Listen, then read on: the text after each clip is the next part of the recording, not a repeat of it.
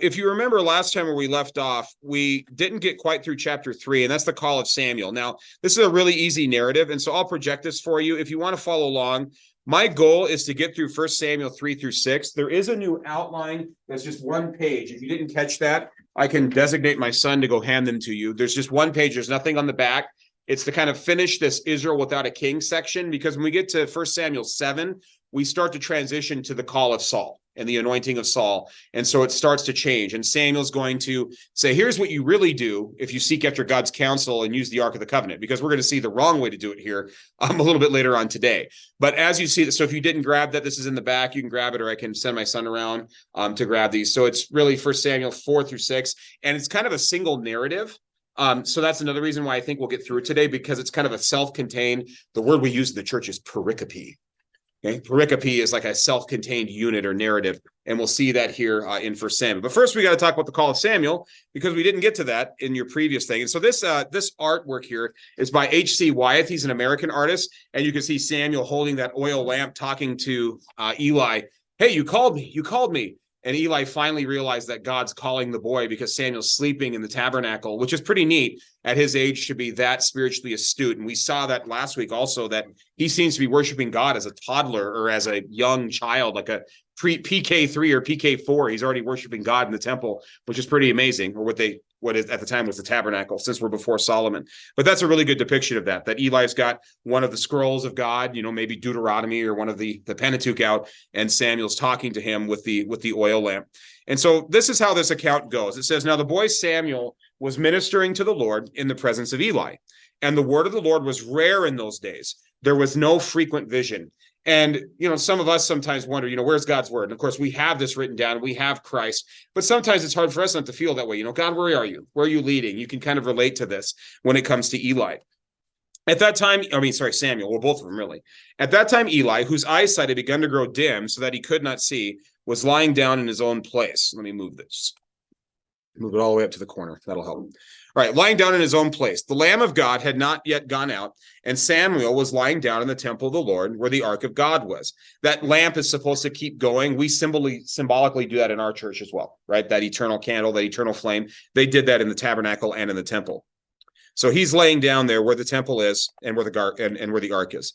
Then the Lord called Samuel, and he said, "Here I am," and ran to Eli and said, "Here I am, for you called me." But he said, "I did not call. Lie down again." So he went and lay down.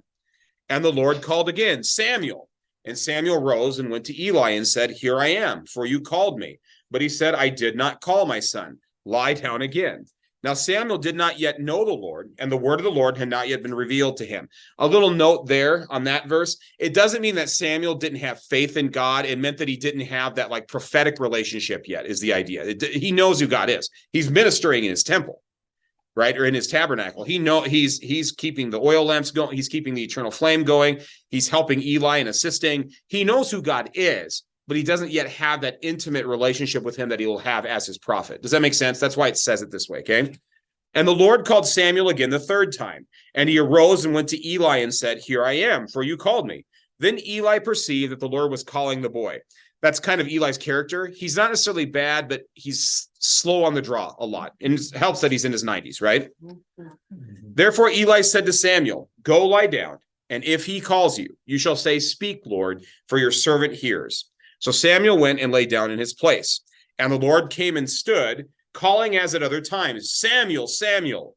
And Samuel said, "Speak, for your servant hears." Then the Lord said to Samuel, "Behold, I am about to do a thing in Israel, at which the 2 ears of everyone who hears it will tingle. On that day I will fulfill against Eli all that I have spoken concerning his house from beginning to end." Just as a review, at the end of 1 Samuel 2, we have a prophecy about what's going to happen. There was a question actually that was raised about who is this righteous priest, and some commentators say Zadok. The reason we think this is Jesus, I actually have this. So this is that big Hawken commentary. You see this big thing, right? And it's big. It's, 800 pages or whatever. And so on this, it talks about that identification. Why do we think this is Jesus? I want you to just hear this really quickly, what we mean. It says, "Now, next, the man of God states that Yahweh will replace the Aaronic priesthood in favor of a new faithful priest. Many commentators take this to be fulfilled in Zadok. Zadok's the one who is the priest during the time of Solomon, right? He anoints Solomon. who according to this understanding served before David, the Lord's anointed. There is an insurmountable problem with this interpretation, however. The judgment here is not simply the removal of Eli's house, but includes the entire house of his father Aaron.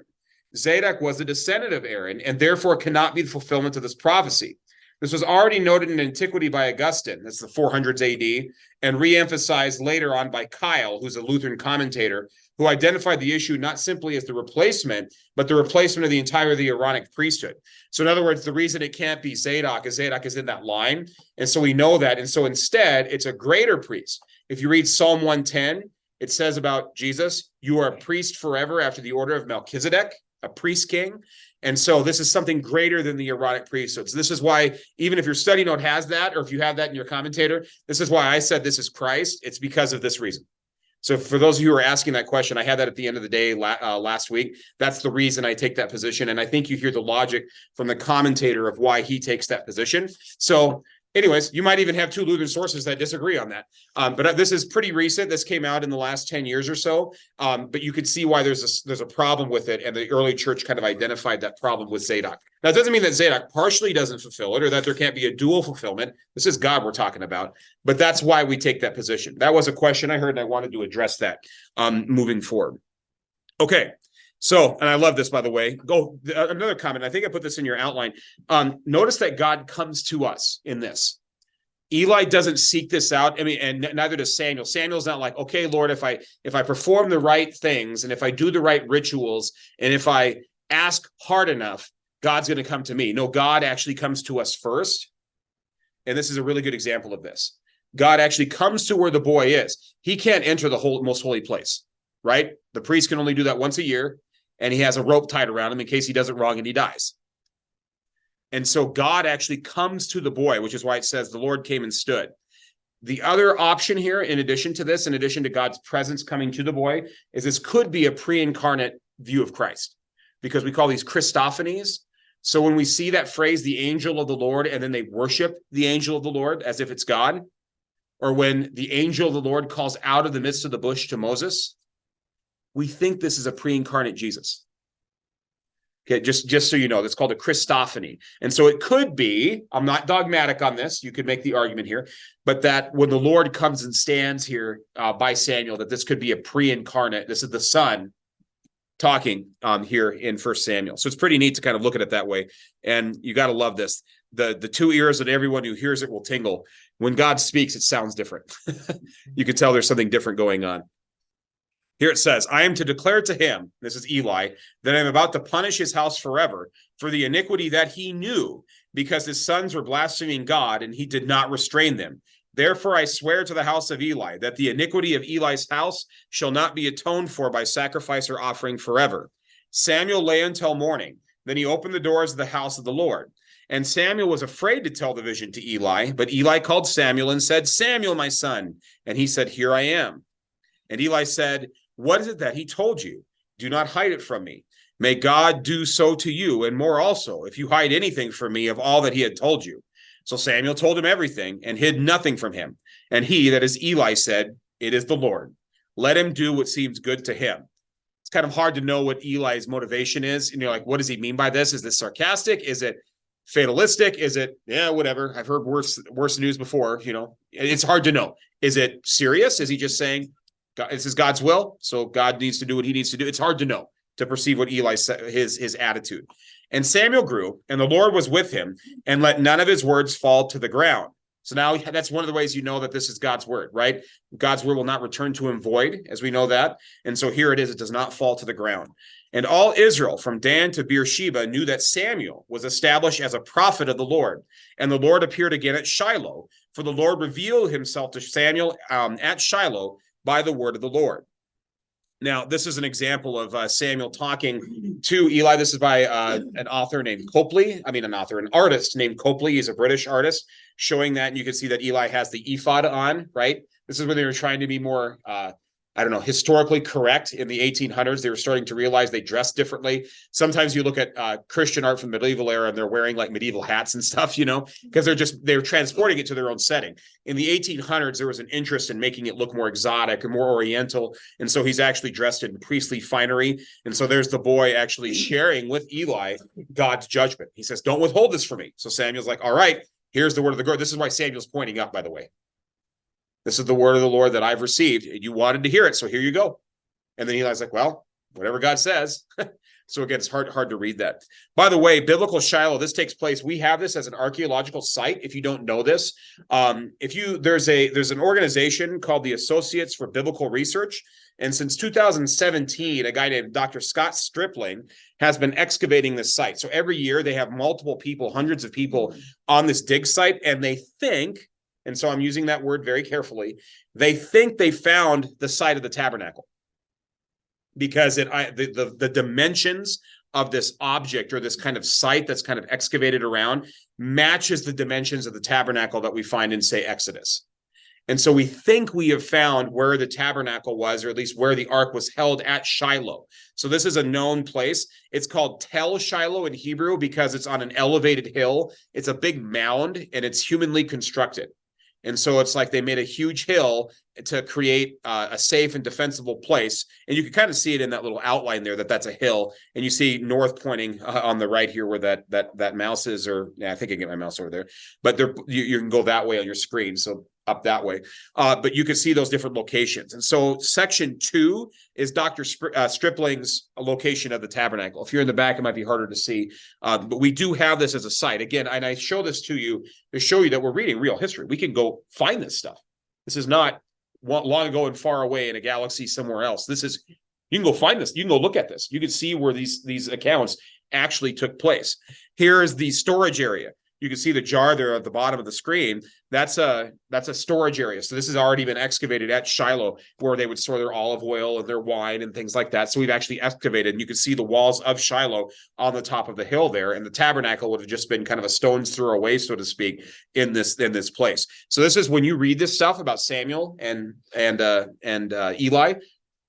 Now you can see what it looks like. You can go there right now. And if you really want to know how to do archaeology, you can sign up at the Biblical Associates. And if you have a year of your life to give away to go be a runner or carry dirt, or if you want us to go see that, you can go do it, because they're recruiting all the time for people to come over. And usually they're recruiting college students who need, like a summer internship or want something fun to do. And they go over and they get to dig under the ground. It's pretty neat.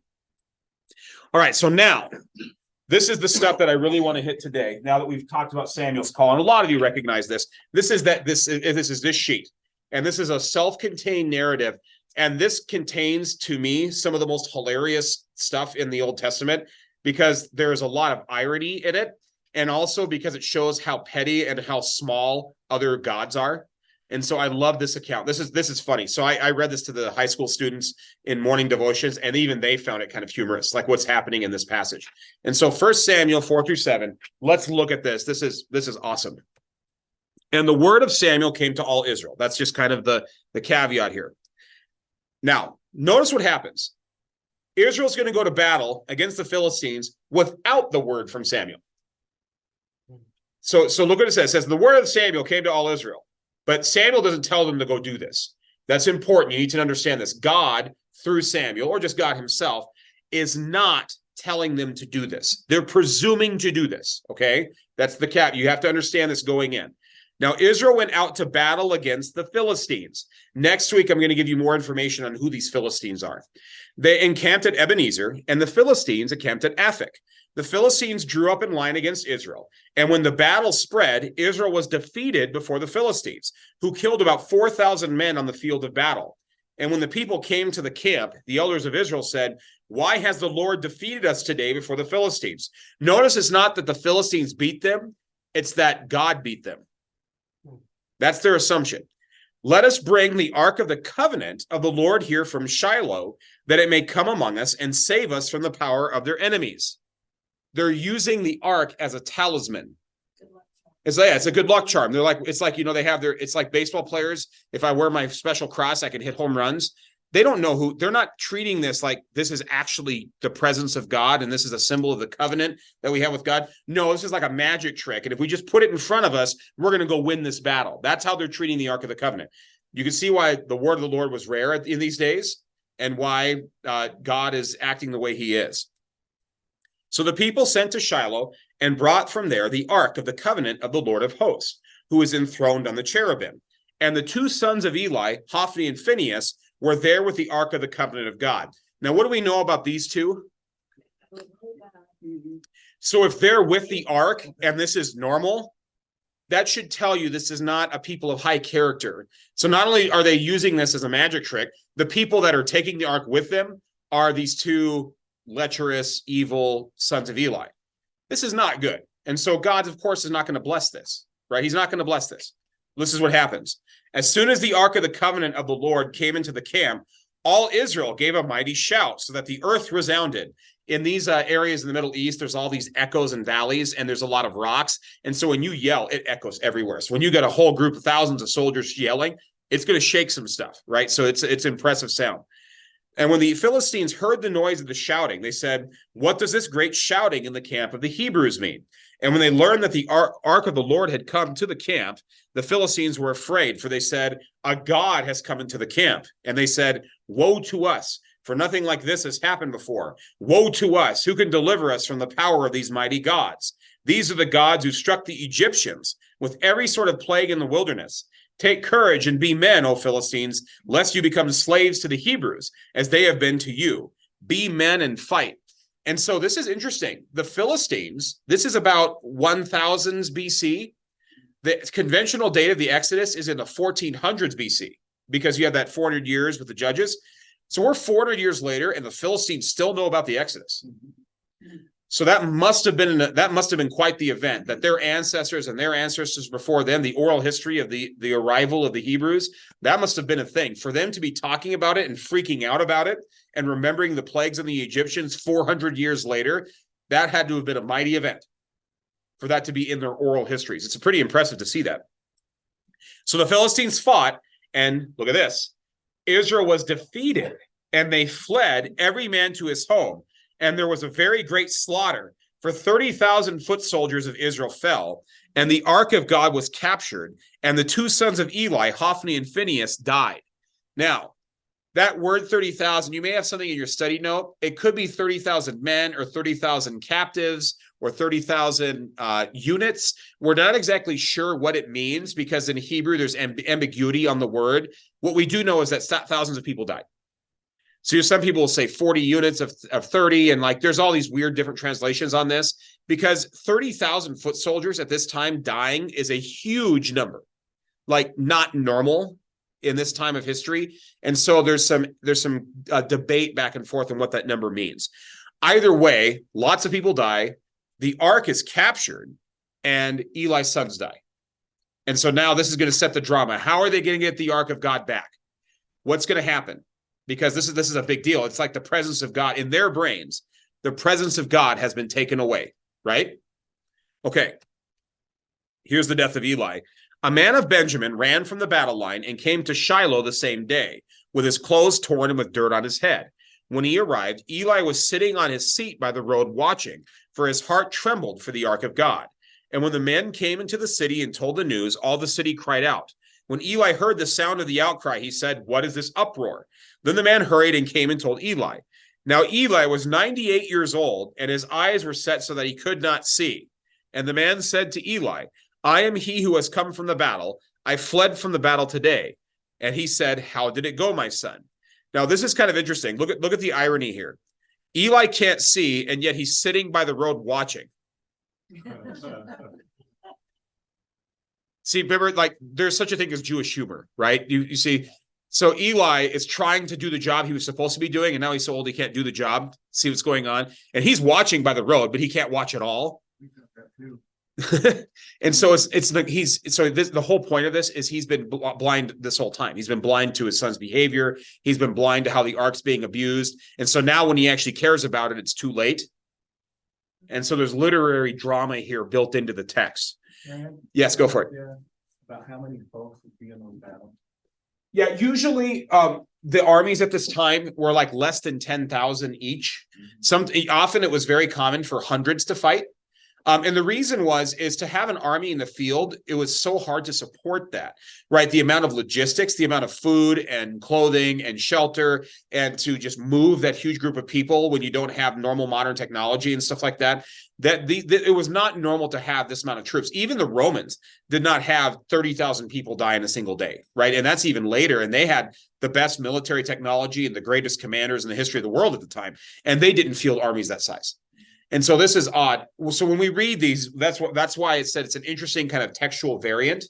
Does it change the meaning of the text? No. But this is why when we teach about biblical inspiration, we say that the Bible is inspired and inerrant and infallible in the original manuscripts, because a copy might be wrong or a translation might be wrong, right? So we say in the original manuscripts. But that's a great question. Go ahead. Is this the same ark, if I'm remembering correctly, that some time ago, if those who were unworthy touched it, they died? Why are people not dying when you go capture? Well, just wait. Just wait. And the answer is yes. This is the same ark that has the rod of Aaron that budded, the 10 commandments, the original stone tablets. This is that ark. Some of the manna, there was manna, all the ways that God had blessed them in the wilderness. That's this ark. Acacia wood overlaid with gold. That it's that with the cherubim over the mercy seat. That's where the presence of God is supposed to be. It is that ark. Yes, absolutely. Any other questions? Go ahead. How big do you think this ark is? So we have the dimensions of that. It was able to be held. So there was rings in it, and it was able to be held by 4 priests. So it's not giant. It's like a chest. It's a chest. If you ever seen Indiana Jones, that's that the size of the ark that they portray there is actually probably not too far off. But it's really heavy. It's heavy because it's overlaid with gold, right? It's overlaid with gold, which is why it takes 4 priests to carry it on poles. So you'd have a pole going on one side of the ark, a pole on the other side of the park, and then you'd have 2 people in front and 2 people in back, and then they'd march with the ark. So perhaps about the size of that blackboard or whiteboard. Yeah, no, it'd probably maybe even smaller. It's like a trunk. Yeah, it's like a large, like you think like those old oak chests or cedar chests, maybe a little bigger than that, and then with overlay with gold, and then you'd have those angels, those seraphim on the top to show that this is where God dwells. Go ahead. Yeah, if you're ever in the National Capital Region, go to the George Washington Memorial Masonic Temple, which is in Alexandria, and take the tour. It's a national, I believe it's a national monument now. But this tour, they actually have a replica of the Ark of the Covenant. These curtains open up. I knew absolutely nothing about the Ark of the Covenant, but just to let you know that's just another little site you can see. A lot of people travel. There's a Bible Land exhibit down in Florida somewhere where they also have built a replica and some other places. And so the point is it's not giant. No, it's not giant. It's like a large chest basically with gold overlaying the acacia wood. It doesn't have like handles on it or some type of arm that so it could be carried. Yeah, that's what we said. Yeah, there's poles through the rings. Yeah, there's poles through the rings. Exactly. No, that's okay. All right. So here's the response to the news. He who brought the news answered and said, this is the Benjamite, Israel had fled before the Philistines, and there has also been a great defeat among the people. Your 2 sons also, Hophni and Phinehas, are dead, and the ark of God has been captured. As soon as he mentioned the ark of God, Eli fell over backward from his seat by the side of the gate, and his neck was broken, and he died, for the man was old and heavy. He had judged Israel 40 years. Samuel is going to kind of be the last judge and first of the new line of prophets. This is where we're in that transitionary figure going back to the book of Judges. Notice also that he reacts and falls backwards, not because of his sons, but because of the ark. It's almost as if, my sons died because they were being foolish. I'm surprised it didn't happen earlier. I mean, honestly, that seems to be the attitude. He doesn't seem to be affected by the news about his sons. In fact, when he confronts his sons, why are you guys being so foolish? Why are you doing this? Do you understand the reputation that you guys have? He doesn't seem to have a really strong relationship with his sons. And so it's not that, it's when the ark is captured, that's what shocks him. And he falls back and dies here in 1 Samuel 4. Now his daughter-in-law, the wife of Phinehas, was pregnant, about to give birth. And when she heard the news that the ark of God was captured and that her father-in-law and her husband were dead, she bowed and gave birth, and her pains came upon her. And about the time of her death, so she's dying in childbirth, the women attending her said to her, do not be afraid, for you have borne a son. bearing a son back then was like an honor thing. So it's like, you may be dying right now, but at least you have a legacy, right? You've given birth to a son. You've done the thing that you're supposed to do as a woman in an honor culture. But she did not answer or pay attention. And she named the child Ichabod, saying, the glory has departed from Israel. That means the glory has been taken. That's actually the name, what that means, okay? Because the ark of God had been captured, and because of her father-in-law and her husband. And she said, the glory has departed from Israel, for the ark of God has been captured. Now, this is overlaid with a lot of irony. By it being captured, God actually gets more glory than he did before. So she doesn't understand that God doesn't need us to get glory. He can do that on his own. It's not a magic trick, okay? God doesn't need anything. God, by definition, is self-sufficient and lacks nothing. That's the problem, is they don't understand this. They're treating Yahweh, the God of the universe, like he's another God, like a tribal God, and that, well, he's gone and his ark's been taken away, so I guess he's helpless now, or it's been taken away, and so now we're helpless. Do you know who you serve? Right? This is the God who created all time, space, matter, and energy. Your God is too small, and God's going to prove it, both to the Israelites and to the Philistines. Because remember, the reason Israel's here in the first place is to be a light to the other nations. God wants the Philistines too. He doesn't want them to die, right? He wants them too, but they can't treat him glibly either. So that's going to be the message that's here. That's a word that we need, by the way. A lot of people have a weird view of God where they think that like God needs our prayers, or he needs our offerings, or God doesn't need anything. Otherwise, he wouldn't be God. Right? And so sometimes we need that reminder. I tell my students this all the time. Your God is too small. I mean, ask yourself this question. Did God have to create the universe? And the answer is no. But he did anyways. Why? Because he's generous and loving, and it's almost like he can't help but share of himself. So he creates this universe that he knows we're going to break and makes it anyways. Think about how loving and generous God actually is when you think of it that route. Because before the creation, God still existed in time eternity, right? He's always existed. He doesn't have to make this world, but yet he does it anyways. It's an act of grace. It's an act of mercy and generosity just to create it all. And so that's the God we serve, but they don't understand that. And that's why we have this. They think God's glory is departed because the ark's gone. Do you really think that capturing that chest really diminishes anything from God? That's the point. That's why there's so much irony in this passage. This is Eli falling back. This is an old Lutheran Bible illustration by Julius Cronut. And so he's falling backwards out of his chair, and they're, shocked. That's the Benjamite that's standing there with his hand out and his hand on his head, in this kind of like moment of grief and this moment of being overwhelmed. But that's Eli falling back at the news of the capture of the ark. So back in the 17 and 1800s, these wood engraved Bible illustrations were very common, and they were quite well done by professional artists. And so that's the take that we have of Eli collapsing backwards. So now the Philistines get the ark, and this is the part that makes me chuckle a little bit. And I had the students laughing a little bit too. It's pretty fun. When the Philistines captured the ark of God, they brought it from Ebenezer to Ashdod.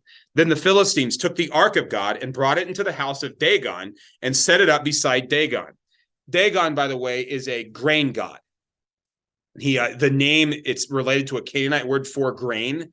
And so he's about abundant harvests and fertility, and the idea that we're going to have lots of food and plenty. And so he was one of their major deities. So Dagon is a grain god. Don't forget that, because God's going to go after him in so many ways that you sometimes miss in the text. Okay, so he's a grain god. He's an idol. Yeah, big time. Here we go. Listen to what happens. Here's the idol. Okay. And when the people of Ashdod arose early the next day, behold, Dagon had fallen face downward on the ground before the ark of the Lord. So they took Dagon and put him back in his place. But when they arose early on the next morning, behold, Dagon had fallen face downward on the ground before the ark of the Lord, and the head of Dagon and both of his hands were lying cut off on the threshold. Only the trunk of Dagon was left to him. So God's teaching the Philistines a lesson. Okay, and so this is pretty funny. And there's a lot of symbolism here. By falling face down, he's prostrate before the ark. So who is the superior God? You see, so that's the first message. The second message, he's beheaded and his hands and feet are cut off. That's what you did to war captives when you were like taking out their commanders and enemy kings. You would like take the head and display it, that sort of thing. It was gruesome because this is sword hand-to-hand combat sort of era. And so by him lacking his head and his arms, that means that Yahweh is the superior warrior. So he's teaching the Philistines, number one, I'm superior in rank. That's why he's prostrate the first day, the second day, and I'm also superior in battle, just so you know. So there's a message sent both times when Dagon has fallen down. It's pretty impressive and pretty fun. The reaction is great. This is why the priests of Dagon and all who enter the house of Dagon do not tread on the threshold of Dagon and Ashdod to this day. We're not going in there anymore. Leave this alone. But here's the sad, that's what's funny, but here's the sad part. Rather than try to make peace or actually know who Yahweh is, they just try to get rid of it. Rather than actually talk to God or try to figure out what God is after or who Yahweh actually is, they want to avoid it or get rid of God. That's the sad part of this, is they were stubborn. They dig into their idolatry as this goes on. But then notice also it says to this day. So this is why we think this was written right around the about 800s BC, because a lot of these cities don't exist much after this. And the author keeps saying to this day, to this day, to this day. So this is why we don't think this is a later add, that these are written on the historic and oral records that existed within these first few generations, because of this to this day. It says this over and over again. The hand of the Lord was heavy against the people of Ashdod, and he terrified and afflicted them with tumors, both Ashdod and its territory. And when the men of Ashdod saw how things were, they said, the ark of the God of Israel must not remain with us, for his hand is hard against us and against Dagon, our God. Look who their God is. It's not Yahweh. It's not, oh, he's superior. Maybe we should find out who he is. It's, no, Dagon's our God, and since he's beating up our God, we need to get rid of him. It's actually sad if you think about it, that's the reaction. This is, by the way, the art, same Bible. the statues collapse. By the way, for those of you who need the Ark of the Covenant, even though it's black and white, you can see my mouse. That's their depiction of the Ark of the Covenant. See that? And so there's the two cherubim. There's the chest. There's the poles that are used to carry it with the rings. So that's one depiction of that. So you can see the rough size even in that illustration there, for those of you who are asking that question. But yeah, now Dagon's fallen and the priests are just reacting. You know, his head's broken, his hands are cut off, you know, all these other different things. It's kind of fun to see that, and against before the altar of Yahweh. So they sent and gathered together all the lords of the Philistines and said, what shall we do with the ark of the God of Israel? They answered, let the ark of the God of Israel be brought to Gath. Goliath of Gath, recognize that name? That's where Goliath's going to be from.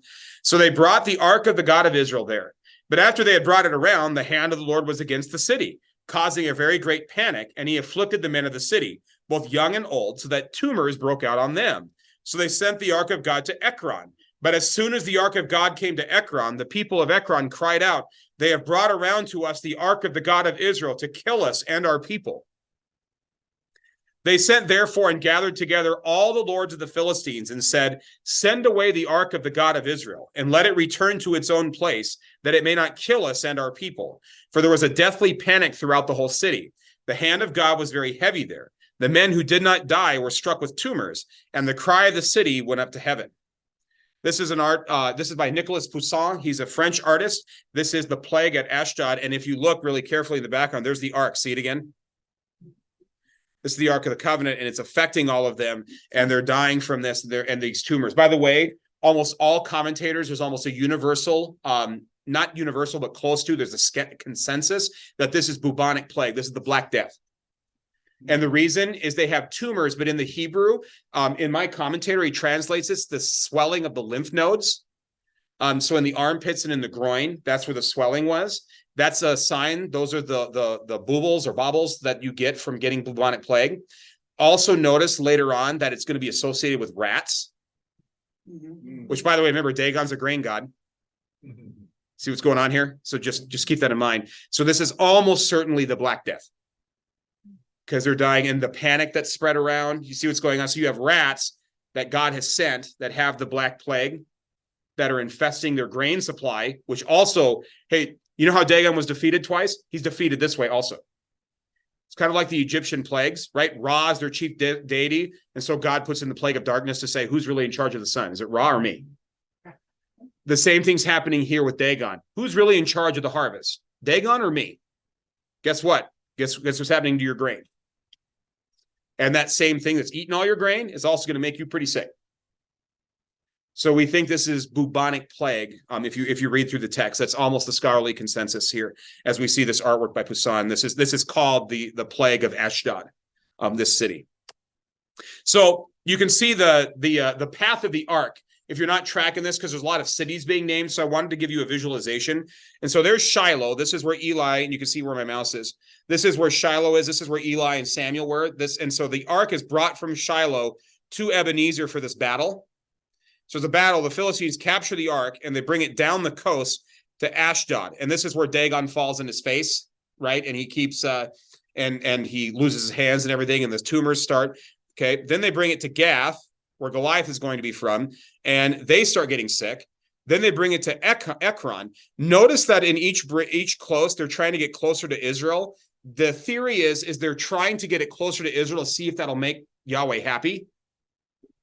They just don't understand. So they're saying, well, maybe if we bring him back to Israel, get him closer, maybe that'll placate him as we get the ark closer to his home territory. Because these gods are very, in their brain, all the gods are territorial.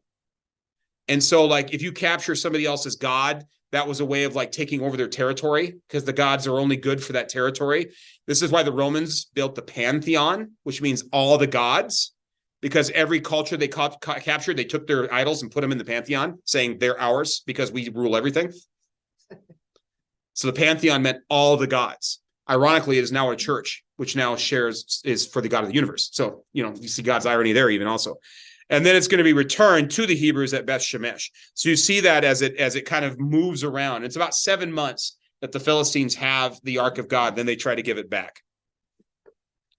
That's how we're going to kind of end here, is with 1 Samuel 6. The ark of the Lord was in the country of the Philistines 7 months. And the Philistines called for the priests and the diviners and said, what shall we do with the ark of the Lord? Tell us with what we shall send it to its place. They said, if you send away the ark of the God of Israel, do not send it empty, but by all means return him a guilt offering. Then you will be healed, and it will be known to you why his hand does not turn away from you. Notice how they're keeping their own people at arm's length. The commentary I read was talking about this. It's, you do this thing. You go take care of it. You go do that. The priests and the diviner want nothing to do with their actual people. There's a separation. We're not sure if it's just the hierarchy or it's really because they're that afraid that they was like, this is your problem, not ours. Don't make this our problem, because we don't want anything to do with this. And again, that's the sad part. It's showing that they're unresponsive to God, and they're wanting to stay in their idolatry. And they said, what is the guilt offering that we shall return to him? They answered, 5 golden tumors and 5 golden mice. This is when the mice show up. Why mice? Why not something else? Why mice? This is why we think it's bubonic plague, because that's how the disease was being spread. According to the number of the lords of the Philistines. This is called the Philistine or the Canaanite Pentapolis. There are 5 cities, and there are 5 governors or lords. So we're going to have 5 tumors and 5 rats that are golden to send back. This is called sympathetic magic. They thought that by doing this, they would somehow take the plague away from them. Again, they're not investigating who Yahweh is. They're just like, well, this is our standard procedure, and we got a mad God, so maybe this will work. Make gold. Give him some gold. Buy him off. So you must make images of your tumors and images of your mice that ravage the land, and give glory to the God of Israel. Perhaps he will lighten his hand from off you and your gods in your land. Why should you harden your hearts as the Egyptians and Pharaoh hardened their hearts? There it is again. They're freaking out because of the Exodus. And he had dealt severely with them. Did they not send the people away and they departed? The plagues ended when they sent the people away. So it's like, we'll send this back and then it'll probably end. So they're just as stubborn as the Egyptians, is the implication in the text. Now then, take and prepare a new cart and 2 milk cows on which there has never come a yoke. That means these are clean animals. They're clean animals, okay, sacrificially. And yoke the cows to the cart, but take their calves home away from them. What they're doing is they're making a test. They think the cows are going to go to their calves, their mother cows, right? So this is a test. They're kind of like rigging the game a little bit. And of course, Yahweh is going to have his way, but that's the idea. And take the ark of the Lord and place it on the cart and put it in a box at its side, the figures of gold, which you are returning to him as a guilt offering. See, Yahweh, look, here's the golden rats and golden tumors. They're right next to your ark. Are you happy yet? Are you happy yet? We're buying you off, see? Then send it off and let it go its way, and watch. If it goes up on the way to its own land, to Beth Shemesh, then it is he who has done us this great harm. But if not, then we shall know that it is not his hand that struck us. It happened to us by coincidence. Pretty interesting way of testing this, right? Look what happens. Now then, take and prepare a new cart. Oh, sorry, I already had that one. Next one. The men did so and took 2 milk cows and yoked them to the cart and shut up their calves at home. And they put the ark of the Lord on the cart and the box with the golden mice and the images of their tumors. And the cows went straight in the direction of Beth Shemesh, along with one highway, lowing as they went. So they're crying out, missing their calves. They're missing their babies, right, as they go. But notice what's interesting. They turned neither to the right nor to the left, and the lords of the Philistines went after them as far as the border of Beth Shemesh. So even though the cows want to go to their babies, they still take the ark to Israel. God's sending a message. Now the people of Beth Shemesh were reaping their wheat harvest in the valley. See the irony? Wheat harvest, see, grain God, all this. So the Philistines are struggling, and then the people of Beth Shemesh, yeah, it's just normal harvest. Philistines see that too, by the way, okay? Now, and when they lifted up their eyes and saw the ark, they rejoiced to see it. The cart came into the field of Joshua of Beth Shemesh, Yeshua, right? A great stone was there, and they split up the wood of the cart and offered the cows as a burnt offering to the Lord, because it's a clean sacrifice. It's a guilt offering. And the Levites, so you have the priestly family there, took down the ark of the Lord, that the box was beside it, in which there were the golden figures, and set them upon the great stone. And the men of Beth Shemesh offered burnt offerings and sacrificed sacrifices on that day to the Lord. Now, these are acceptable because they're according to the law of Moses. The Levites are running the show. Okay, so this is a different thing. And when the 5 lords of the Philistines saw it, they returned that day to Ekron. These are the golden tumors that the Philistines returned as a guilt offering to the Lord. One for Ashdod, one for Gaza, one for Ashkelon, one for Gath, and one for Ekron. And the golden mice, according to the number of all the cities of the Philistines, belonging to the 5 lords, both fortified cities and unwalled villages. The great stone beside which they set down the ark of the Lord is a witness to this day in the field of Joshua of Beth Shemesh. See that to this day thing again? This is where we have that eyewitness event here, and we think it's fairly recently written afterwards. Look at this. It's almost like a postscript here in verses 19 to 21. And he, that is God, Yahweh, struck some of the men of Beth Shemesh because they looked upon the ark of the Lord. Some translations say they looked into the ark of the Lord. They desecrated it in some way. So Ralph, this is back to you. Some of them die. Some of the Israelites die now because they also don't know what to do with God's presence. They sort of know how to do the sacrifices, but they still don't quite take it seriously enough. They're either being presumptuous or they still don't fully understand who God is.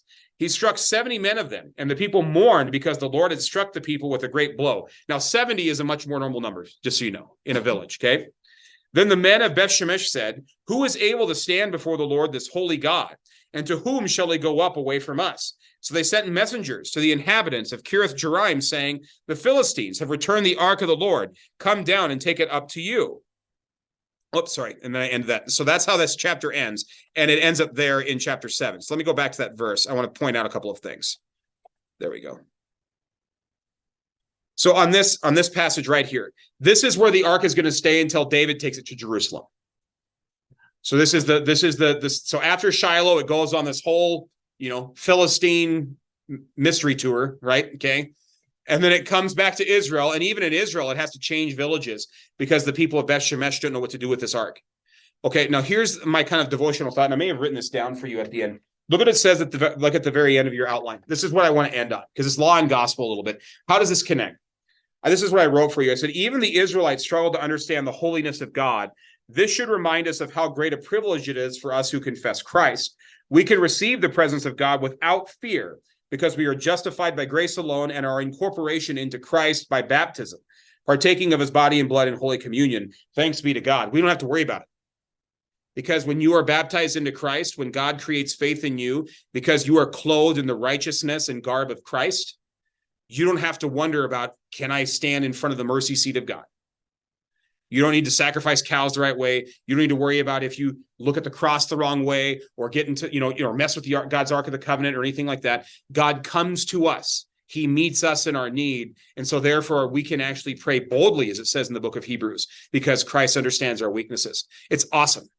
And so by looking at the Old Testament and seeing this, there's also law here. This is the presence of a holy God. You do not deal with this lightly. Thanks be to God for his indescribable gift in Christ, because Christ does it on our behalf. And so this sets this up, because you read this and you're like, what's the solution? Even God's people can't do this. What's the solution? It's pointing us to that faithful priest that Samuel was talking about, that faithful prophet that's going to be raised up that we saw in 1 Samuel 2. That's going to solve this. This is a drama that's increasing. This tension's increasing. They're going to ask for a king, and the king can't do it either. It's increasing in intensification, and yet we still don't see the solution until we come to Christ. So it's awesome to think that way. So we have a great privilege, and we should, when you go to Holy Communion, I mean this, and I'll get Ralph here at the end. I get goosebumps when I go to Holy Communion sometimes when I'm able to serve this, because I was like, if you really think about this, do you understand what's going on? Like that the God of the universe is coming to us and giving of himself. This is not just some sort of ritualistic act. It's like a magic trick. Well, we've done this for 2,000 years, so we got to go through communion again. That would be the mistake some of the Israelites were making. Right? No, instead, God comes to us and feeds us and allows us as human beings to distribute his body and blood. That's an awesome gift. And when you look at this passage, you see how awesome it really is. That God, who people are getting tumors, just for having the ark and treating it glibly, that God comes to you in grace and in joy and in peace because of the sacrifice of Christ. We have a great privilege as Christians to do that every Sunday. It's awesome. All right, Ralph, what were you going to add? I'm gathering ththese 70 Israelites that died, none of them were Levites because they had the right to live. Correct. They're probably just villagers or people that were treating it, in a different way. Who knows? Yeah, go ahead. Shouldn't there also have been a problem with them carrying it on a cart, because God's word always said it should be carried by. Right. Well, so it's the Philistines that are doing this, right? So God, in a sense, God's being merciful, even allowing them to do that, right? By getting it back. I mean, they're already freaked out enough, right? And so this is how he allows it to be transferred. But notice there's nobody driving the cows. No. There's no humans actually carrying it. It's just these, and they're clean animals. The only people carrying it are clean animals. So it's almost as if God's made an accommodation. And they're sacrificed. Right. And the cows are sacrificed. So it's almost like God allows that to be a solution because it's not the Levites carrying it. Another instance when it was taken by cart. Oh, yeah. And Somebody tries to hold it up and then they die. Yep. died. Yeah, so they take it too. Yeah, again, don't take the presence of a holy God too lightly, right? And that's I'll show you. I'll remind me if I don't forget. I know we got to go here. Next week, I have a video about the holiness of God, and it's if you're next to the sun is good in our solar system. It gives us light, it gives us heat. But if you get too close to the sun, it will annihilate you, right? And so that's kind of a spiritual analogy of this. It's not that God is wanting to kill us. It's that to be in his holy presence, it's so good we can't withstand it. It's because he's so good. And so think of it that way. And because of Christ, of course, we can stand in his presence. Let's go ahead and close with the blessing. The Lord bless us and keep us. The Lord make his face shine upon us and be gracious unto us. The Lord lift up his countenance upon us and give us peace. Amen.